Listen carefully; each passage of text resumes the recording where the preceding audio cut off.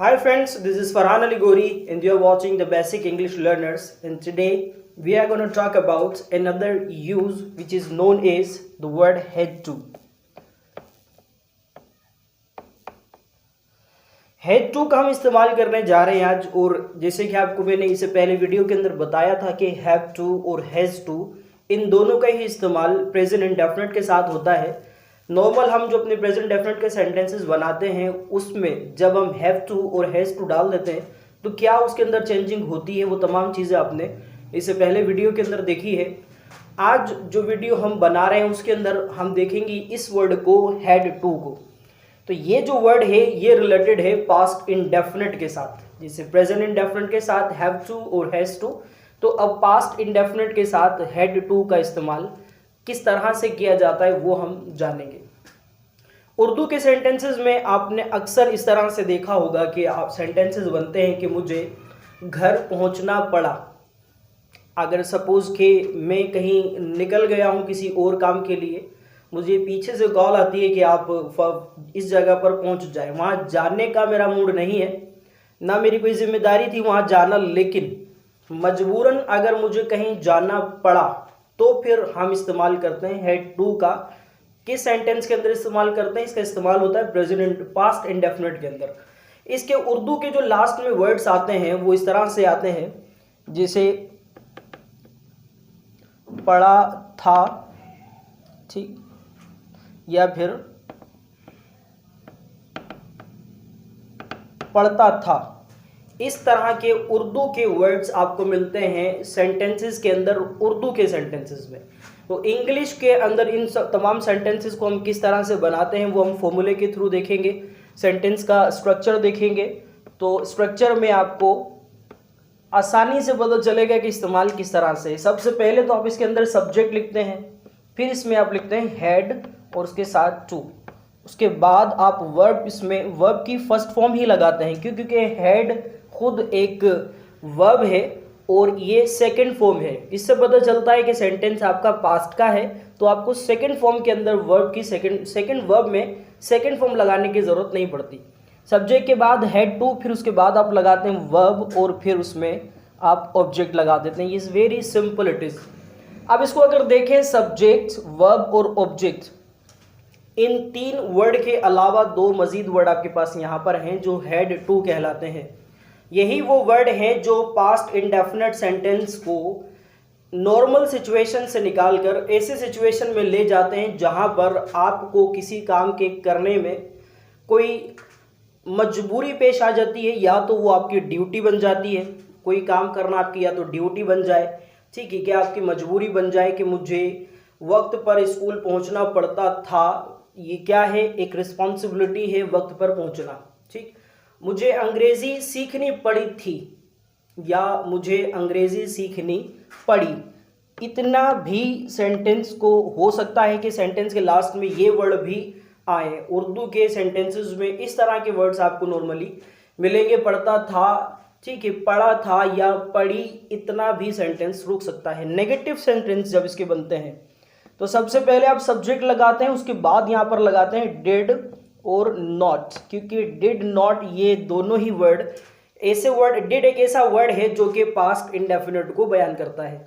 अच्छा, इसके लगाने के बाद अब आप हैड नहीं बल्कि हैव टू का इस्तेमाल करेंगे।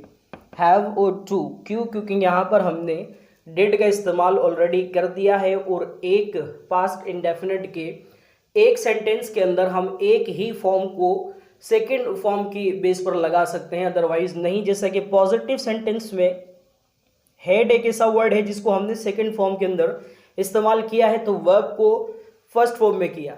उसके बाद जब डिड आया तो फिर हैड भी चेंज होकर हैव में चला गया है। रीज़न कि ये नेगेटिव सेंटेंस है और नेगेटिव सेंटेंस में डिड ऑलरेडी यहाँ पर आ गया है। टू के बाद आप मेजर वर्ब लगाते हैं और फिर लगाते हैं ऑब्जेक्ट।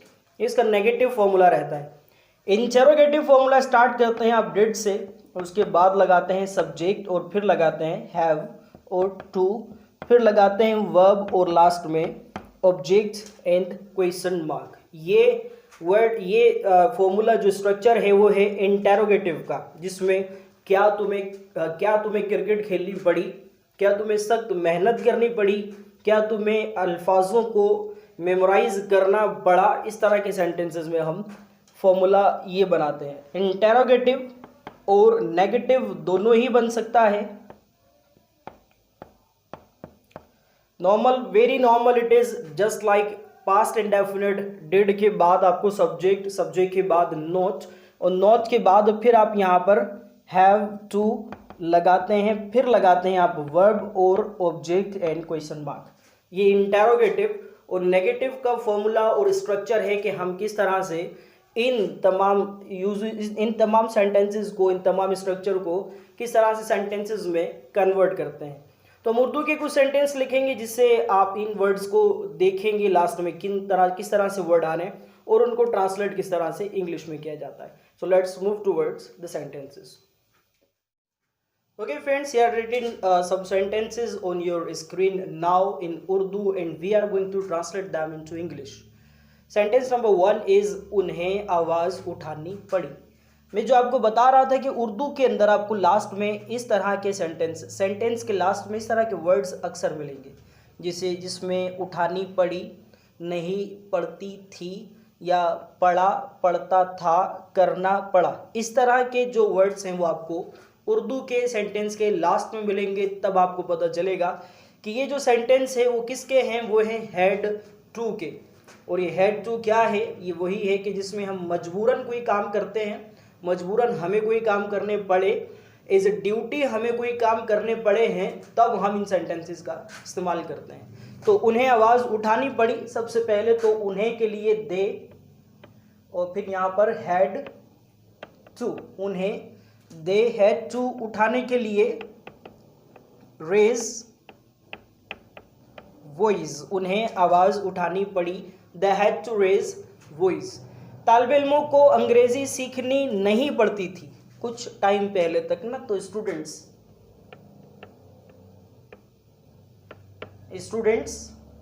अब नेगेटिव सेंटेंस है तो डिड से सेंटेंस बनेगा, डिड नॉट। यहाँ पर देखें, जो सीखने वाली चीज़ है और जो याद रखने वाली चीज़ है वो ये है कि इस सेंटेंस में हैड लगा है, जबकि दूसरे सेंटेंस में, नेगेटिव सेंटेंस में हैड चेंज हुआ है हैव में। उसके रीज़न है कि यहाँ पर हमने डिड का इस्तेमाल किया है, और जब डिड आ जाए तो फिर हम पास्ट में वर्ब की सेकेंड फॉर्म को नहीं लगाते बल्कि फर्स्ट फॉर्म को लगाते हैं। तो students did not have to learn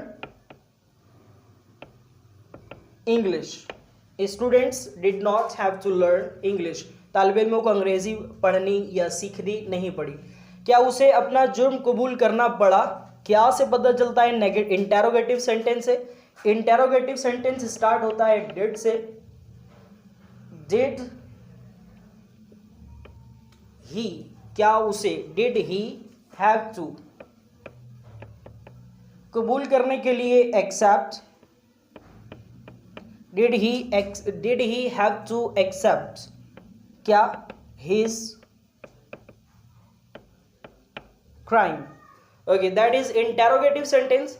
The number 4 is written here, क्या उन्हें अपना काम मुकम्मल करना नहीं पड़ता था। Interrogative and negative both the sentences these are. क्या उन्हें, did they not have to complete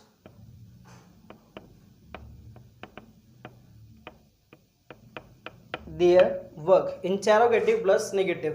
Did they not have to complete their work? Sentence number next is written here, मुझे उन्हें परेशान करना पड़ा। ठीक, मुझे उन्हें परेशान करना पड़ा। तो I के साथ भी had का ही इस्तेमाल करते हैं हम। I had to, परेशान करने के लिए disturb them. I had to disturb them. These are the some sentences of had to जो कि इस्तेमाल कर रहे थे हम पास्ट इंडेफिनिट के साथ। जहाँ पर नॉर्मली सेंटेंस हम बोलते हैं इस तरह के कि उन्हें आवाज़ उठानी पड़ी, वो उन्होंने आवाज़ उठाई, और उन्हें आवाज़ उठानी पड़ी। सेंटेंस तालिब इल्मों को तालिब इल्म अंग्रेज़ी सीखते थे या तालिब इल्मों को अंग्रेज़ी सीखनी पड़ती थी। इस तरह के सेंटेंस में हम पास्ट इंडेफिनिट के साथ लगाते हैं had to. I hope that it is pretty clear to you, so stay with us the next video.